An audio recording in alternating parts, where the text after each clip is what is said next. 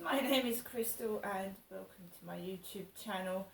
Welcome old subscribers, welcome new. If you like my videos, please press the like button. If you like them even more, please subscribe. This is a difficult time the country is going through. We've lost our monarch. It's a once in a lifetime event. It's also very upsetting. The Queen died Thursday the 8th of September, and this has been ongoing. And Alexa, what's the date today? Today is Saturday the 17th of September. Saturday the 17th now. Almost 10 days of mourning. And obviously the funeral of Queen Elizabeth II on Monday 19th of September is going to be a really, really sad day. We are saying goodbye finally to our Queen, who is going to be laid to rest with Prince Philip. As has been said, this triggers grief in people that have lost loved ones. It does trigger. It can make people extremely depressed, and they're advising people to be with somebody. Okay. There are many, many people, including very elderly people, that live by themselves and have no choice. Some people are very isolated, and when they get depressed, it affects your mental health, obviously, and some people can feel suicidal. When they are overburdened with grief, they've got no one to talk to about it.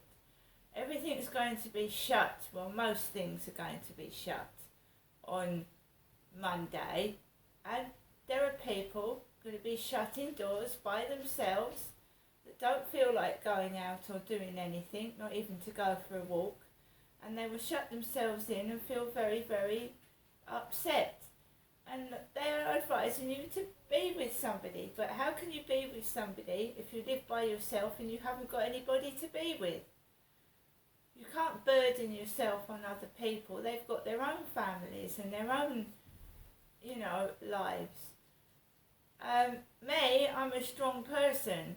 I've gone through a lot in my lifetime, and I've learned to cope with things by myself.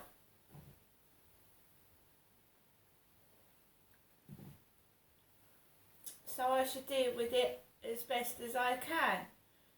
I will watch the Queen's funeral televised on the television. I have wanted at times to go up to see the Queen lying in state, but I haven't got the physical capacity.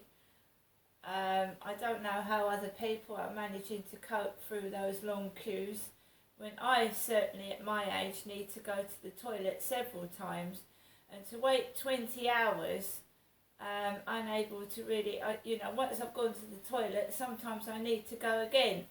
Us older women do, so there's no way I can stand up there for 20 hours. Laying flowers, you could say I could go up and lay flowers, but I'm going to remember the Queen from my home.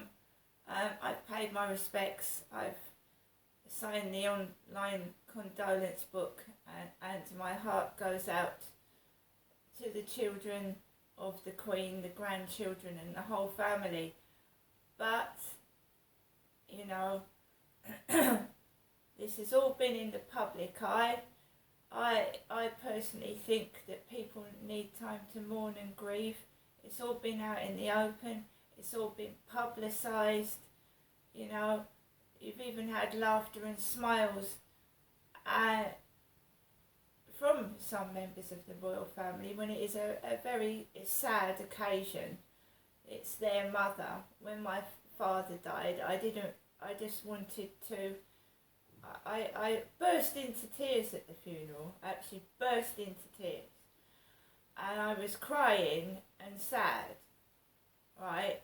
There was 3 people at my dad's funeral, and you've got to remember these poor people that have lost people through the coronavirus. It's all going to come back to them, theirs wasn't a grand occasion. I remember Prince Philip's funeral, and it was more sombre than the Queen's. It was more quiet. It was more smaller because of coronavirus, and everybody was wearing masks, weren't they? But people have lost their loved ones, and they can't afford to send off their loved ones in great expense. And most people, to be honest, are happy with a quiet funeral.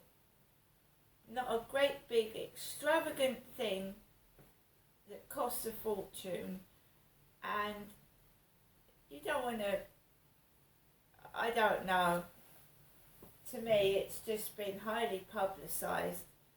It's a great expense, and people in that queue, it's like cattle. They're being herded around like a snake, up and down like cattle, aren't they? Just herded about. And fair play to David Beckham, who waited in the queue with other members of the public when MPs had jumped the queue. MPs. David Beckham waited in the queue just like everybody else did.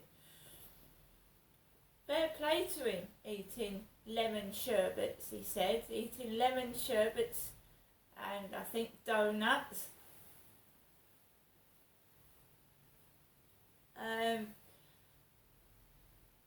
So me, I've been on my own basically now for about 5 or 6 days, completely by myself.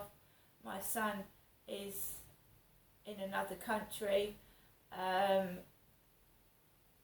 I've got my mum to speak to over the phone. At least I've got my mum.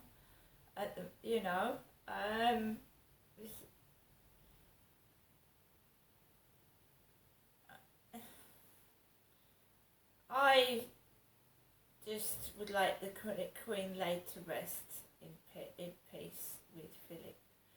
She was my queen, our queen. I will never ever forget anyone but Queen Elizabeth.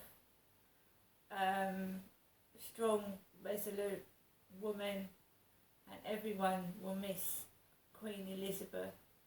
It's going to be hard to get used to Charles and the Queen Consort Camilla, and I can't personally forget what some members of the royal family have done, and it's like this is all going to be forgotten, what they've done, okay?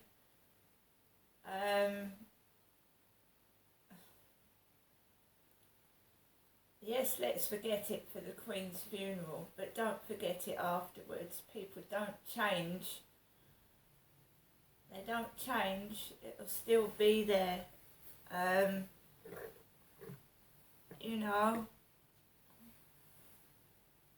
It's the Queen I'm saying goodbye to. It's the Queen I respected. But as for the others, I don't know. We'll see. We'll see how King Charles III and Consort Camilla keep the country going. But, I've heard that some royal staff face redundancies, and that was announced during the Queen's death, the week after the Queen's death. Redundancies were announced in the royal household. It's a tough time for the Queen's staff. They really did respect their Queen. They served for their Queen, and some of them are going to be made redundant. Let's face reality here. Life is cruel. And life is going to go on without Queen Elizabeth II. And, some rulers have been callous in the past. If you go through royal history, some of the monarchs have been very bad and nasty. So we just have to see how King Charles and Queen Consort Camilla help this country, and will they be as good as Queen Elizabeth II? I know Queen Elizabeth's staff absolutely adored Queen Elizabeth and served her, and they're going to be upset. The ones that are going to be made redundant will be. Worked hard all your life and then you get made redundant after she's gone.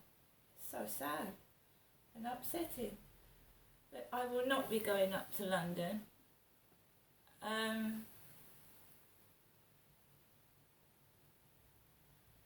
won't. Too much stress,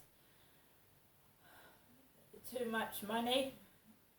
I'm just a poor member of the public. I don't have enough money to stay for 2 days in London. Couldn't book a hotel. I can't stand on my legs for over 20 hours. I would just fall down. And that is the truth. Alexa, can you put LBC radio on? LBC London from Global Player. Correct. We made a mistake, but if you make a mistake, you are free to correct that. For instance, in the Administrative Council, which Gerhard Schröder, the former German Chancellor, is still chairman, but will leave this board.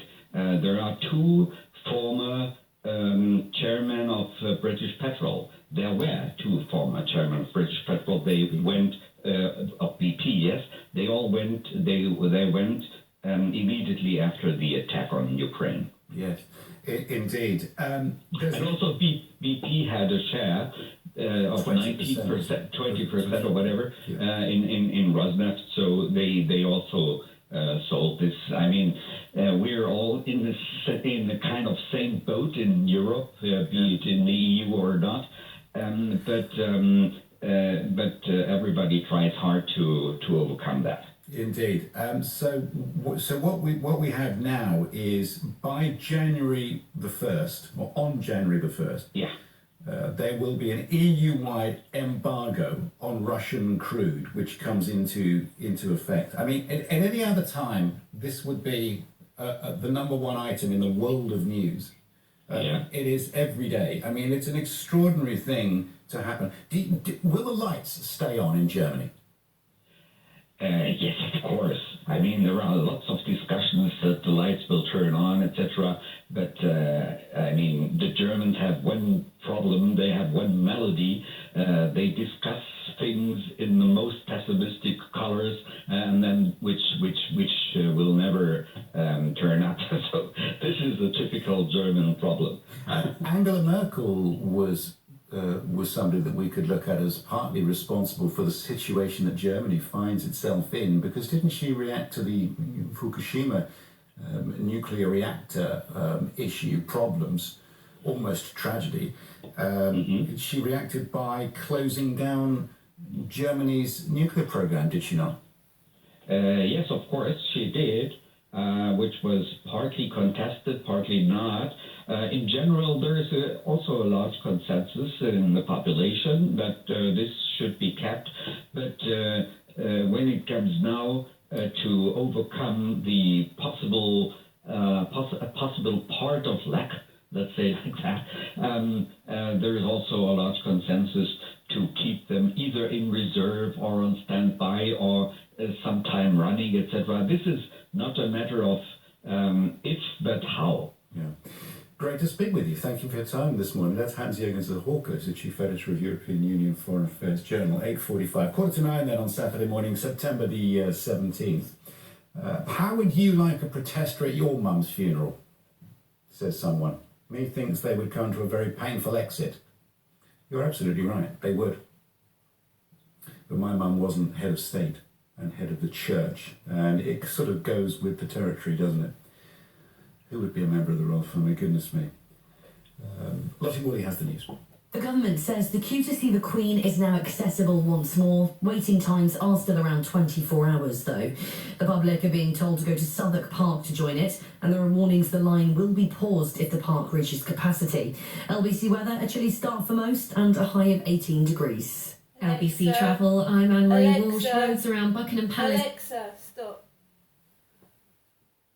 The queue. We wait 24 hours and I just couldn't do it. And I respect those people that do. And there was a protester apparently at the Queen's, near the Queen's coffin last night. I don't know what to say to that. Anyway, guys, see you later.